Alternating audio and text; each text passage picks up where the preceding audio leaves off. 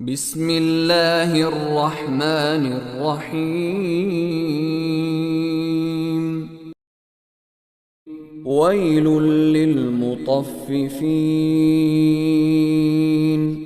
الذين إذا اكتالوا على الناس يستوفون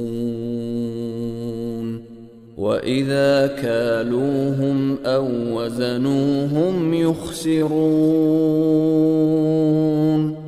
ألا يظن أولئك أنهم مبعوثون ليوم عظيم يوم يقوم الناس لرب العالمين.